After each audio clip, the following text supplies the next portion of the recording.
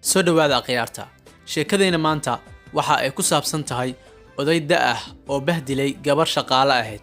laakiin waxa uu la yaabo sanado ka bacdi horumarka weyn ee ay ku tillaabsatay daawo muuqaalka ilaa dhamaadka waxaad arki doontaa sababta la yaabka leh ee ninka ka yaabisay muuqaalkana like saar mahadsanid sheekadayna maanta waxa ay ka dhacday waddanka Mareykanka qaasatan Hollywoodka ninkan waxa uu ahaa nin qani ah waxa uu ku noolaa magaaladan laakiin taas macnaheedu ma ahayn inuu filimaanta ka shaqeyn jiray inkastoo ay daris la ahaayeen dadka ugu caansan filimaanta laakiin lacagtiisa inta badan waxa uu ka dhaxlay dhul iyo hanti fara badan oo lahaa taasoo waalidiintii uu ka dhaxlay waalidiintii marka ay dhinteen waxa uu noqday wiilka kaliya ay dhaxlay sidaas ayuuna qani ku noqday taajir caasha ka cadaaday ninkan odaga ah waxa uu iskaga noolaa nolol degan weligiisna ma shaqeynin inta badan noloshiisa waxa uu ku soo qaatay baashaal waxa uu dhigan jiray xaflado inta badanna waxa uu jeclaa xafladaha magaalada ka dhacaya laakiin waxa uu si gaar ah u jeclaa inuu xaflad ku dhigto guriga wuxuuna iskugu wici jiray dadka ugu caansan filimada taasoo ka dhigaysa gurigiisa asbuuc kasta mid la iskaga baashaalayo taas cagsigeeda gurigii dhan waxa uu noqday wasaq waxa uuna go'aan ku gaaray inuu soo kireysto qof u nadiifiya isla markii waxa uu la xiriiray shirkad ka shaqeyn jirtay dhanka nadaafadda waxayna u sheegeen inay u soo diri doonaan qof khibrad leh oo guriga uga shaqeeya isla markii gambaleelka guriga ayaa soo yeeray waa uu furay wuxuuna arkay gabar wadata agabka nadaafadda waxa uu ku yiri adiga miyay ku soo direen macquul sidee ku tahay inaad ka shaqeyso guriga aad ayuu u weyn yahay umana maleynayo inaad dhamaantiis nadiifin karto marka shaqo badan ayaa ku taala kulay shaqeyso gabadhii dhalinyarada ahayd ayada oo dhoola cadeynaysa ayay waxa ku tiri haa mudane waan awoodaa ha fiirin da'deeda anigu waxaan ahay gabar howlkar ah waana ka soo bixi karaa shaqadan waxaana rajaynayaa inaad ku qanci doonto shaqadeeda waxaana ku imaan doonaa asbuuca maalmaha fasax ah guriga ayaana ku nadiifin doonaa odaga waxa uu la yaabay gabadha kalsoonida ku jirto wuxuuna yiri okay saas haday tahay shaqada bilaw alaabtaasna meesha ka qaad dhankaasna ka bilaw gabadhii dhalinyarada ahayd way dhoola cadeysay waxayna bilawday inay shaqadeeda guda gasho asagoo ildaha ku haaya odagiina si kalsooni leh ayadoo dhoola cadeynayso ayay hore u gashay shaqadeeda maalintaas oo dhan waxay ahayd mid ku dhex jirta nadiifinta guriga wuxuu ahaa mid aad u wasaq badan oo ayaan ama muddo badan aan la hagaajinin waxay ahayd mid habeynaysa alaabaha shay kastana dhigaysa meesha loogu talagalay odagii waxa uu ahaa mid la socda waxay guda gashay inay nadiifiso miraayadaha markii guriga ka faaruqday odagii waxa uu la dhacay gabadha shaqadeeda wuxuuna u sheegay inay asbuucii hal mar u imaado ayna nadiifiso guriga waxay arinta sidaas ahaato wax walba waxa ay ku socdeen si caadi ah asaga waxa uu iskaga jiray xafladihiisa iyo baashaalkiisa gabadhana waa ay imaan jirta maalin kasta si asbuucii hal mar si ay u nadiifiso guriga wax walba waxay ahaayeen si qurux badan asaga lama hadli jirin laakiin waxa uu ku faani jiray inuu haysto gabadha ugu fiican ama dhanka nadaafadda ee magaalada Hollywood gabadhu waxay ahayd mid howlkar ah dhoola cadeyn badan shaqadeeda ka adag laakiin ninkan waa uu ogaa inay howlkar tahay laakiin lama uusan hadli jirin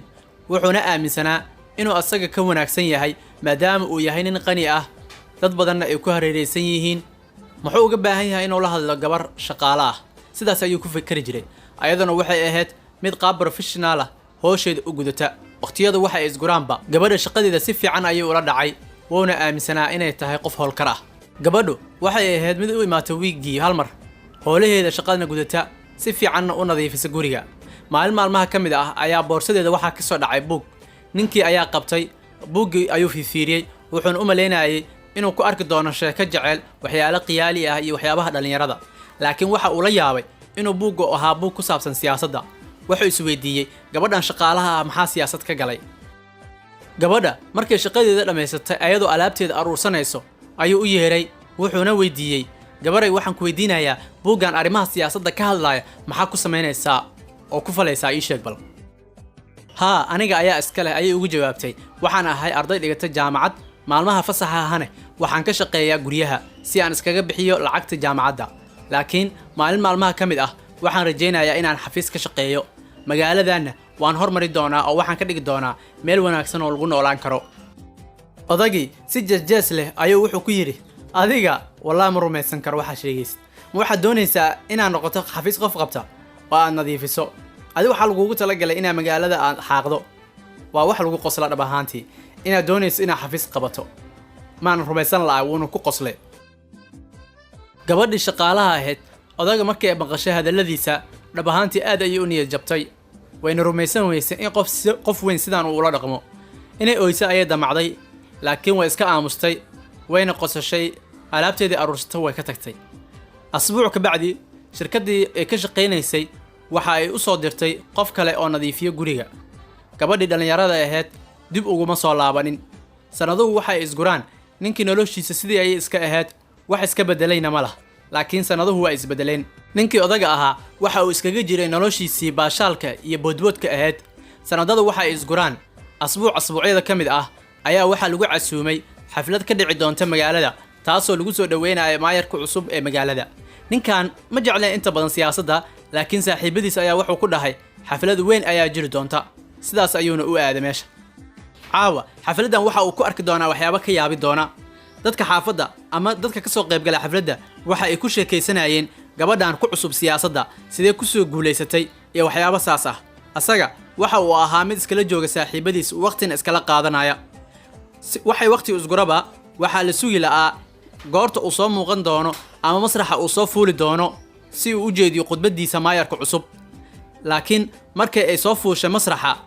odaygii waxa uu gartay inay gabadhaani tahay gabadhii 12 sano ka hor uu gurigiisa ka shaqayn jirtay dhanka nadaafadda